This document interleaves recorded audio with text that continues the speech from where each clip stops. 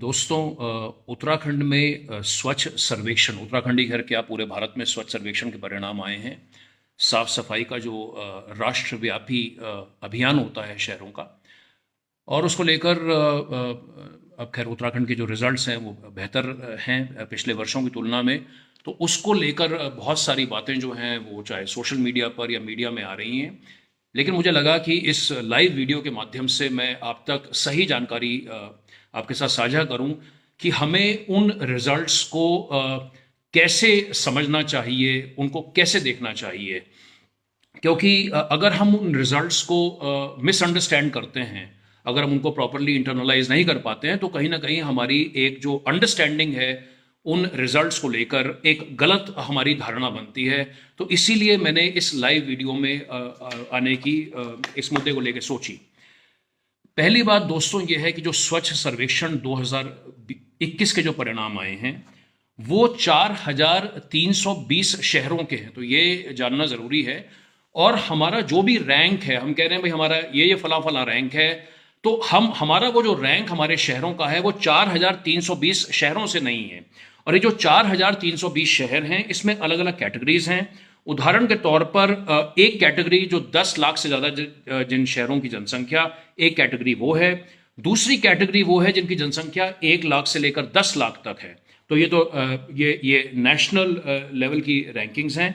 और उसके बाद में जो जोनल लेवल पर रैंकिंग्स हैं, जोनल लेवल मतलब north zone, north east zone, east zone, south zone और वेस्ट जोन, तो वहां पर 50,000 से लेकर 1 लाख तक की जनसंख्या उसकी रैंकिंग अलग है। 25,000 से लेकर 50,000 की रैंकिंग अलग है, और 25,000 से नीचे शहरों की रैंकिंग अलग है। तो ये बड़ा समझना बड़ा जरूरी है कि जो हमारे शहरों की रैंकिंग है वो 4,320 शहरों में से नहीं है, वो उसका इस किस्म से कैटेगराइजेशन किया गया है।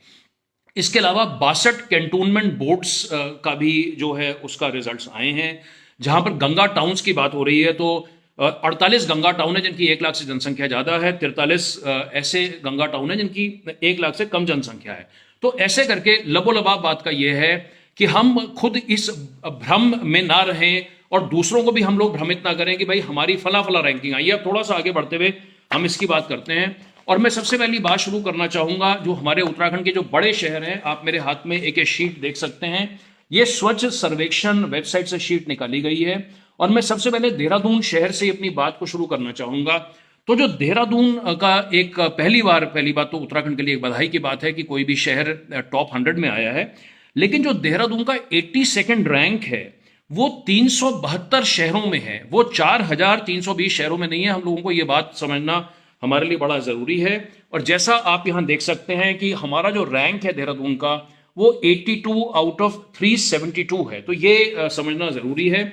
और राष्ट्रीय स्तर पर बात करें, 4,320 शहरों की बात करें, उसमें देहरादून का रैंक जो है 375वां नंबर है। दोस्तों आगे बढ़ते हैं। अब उदाहरण के तौर पर कई शहरों में इसको एक ऐतिहासिक उपलब्धि देखा जा रहा है, एक उसको इतिहास में ऐसा बोला जा रहा है, लेकिन वो गलत है। उदाहरण के तौर पर मैं अगर ऋषिकेश की बात करूं, ऋषिकेश का 53वां रैंक है। तो ऋषिकेश की जो जनसंख्या है वो 50,000 से 1 लाख, तो उस ब्रैकेट में 50,000 से लेकर 1 लाख और नॉर्थ जोन के 95 शहर हैं। तो ऋषिकेश का जो 53वां नंबर है वो 95 शहरों में आया है। हमें इस बात को समझना बड़ा जरूरी है। ऋषिकेश पूरे देश में 53 नंबर पर नहीं है। ऋषिकेश का जो रैंक है वो 53वां रैंक 95 शहरों में से है। और यहां पर आप ये देख सकते हैं कि ऋषिकेश का जो रैंक है 95 शहरों में से ये ऋषिकेश का रैंक है। और अगर हम राष्ट्रीय स्तर पर बात करते हैं 4,320 शहरों में, तो ऋषिकेश का रैंक 1887 है, ये ऋषिकेश का रैंक है। आगे बढ़ते हुए मसूरी में भी बहुत ज्यादा हर्ष और उल्लास है कि भाई हम उत्तराखंड में प्रथम आए हैं, और बधाई मैं देना चाहता हूं मसूरी के बाशिंदों को। मसूरी का रैंक जो है 25,000 से 50,000 की पॉपुलेशन में 200 शहर नॉर्थ जोन के, तो मसूरी का जो 91 नंबर का रैंक है उत्तराखंड में पहले स्थान पर हैं, लेकिन नॉर्थ जोन के 200 शहरों में मसूरी का नंबर 91 रैंक है। तो यह मसूरी की वास्तविकता है।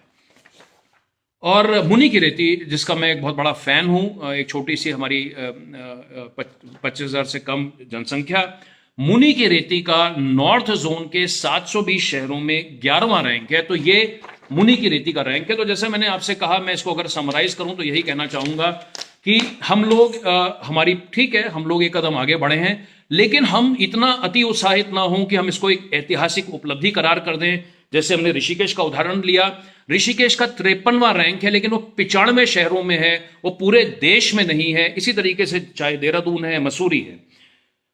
दोस्तों, इसके अलावा मैं आपको ये भी जानकारी देना चाहूँगा कि जो रैंकिंग्स हैं, और मेरा तो निवेदन रहेगा उत्तराखंड के अर्बन डेवलपमेंट डायरेक्टरेट से कि वो सभी निकायों को, सभी मेयर्स को, सभी चेयरमैन चेयरवुमन को, सभी पार्षदों को, पूरे राज्य को इस डेटा का करेक्ट उसको एक किस्म से डाउनलोड करें ताकि लोगों तक सही जानकारी पहुंच पाए।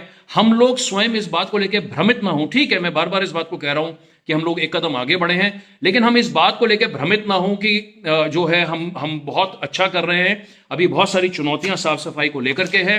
और आखिरी बात मैं आपके साथ में जिलों के आंकड़े साझा करना चाहूंगा कि देश में 659 यानी 659 जिलों की भी रैंकिंग आई है। उसमें देहरादून जिले का 134वां रैंक है, रुद्रप्रयाग जिले का 340वां रैंक है, हरिद्वार जिले का 370वां रैंक है, नैनीताल का 389, बागेश्वर 402, टिहरी 430, ये जिलों की मैं बात कर रहा हूं। चमोली जिला 483, तो चमोली जिले का जो रैंक है वो 483 है। पौड़ी जिले का पूरे, ये क्योंकि जिलों की भी रैंकिंग दी गई है, पौड़ी जिले का 495 रैंक है, उत्तरकाशी जिले का 500 रैंक है, उधम सिंह नगर जिले का 502 रैंक है, चंपावत का 519 रैंक है, अल्मोड़ा का 537 रैंक है, और इस पूरे पायदान में, इस पूरी सूची में 13 जिलों की पिथौरागढ़ का सबसे निचला स्तर 621 पिथौरागढ़ का रैंक है। यह भारत सरकार के आंकड़े हैं जो कि स्वच्छ सर्वेक्षण की वेबसाइट से निकाले गए हैं।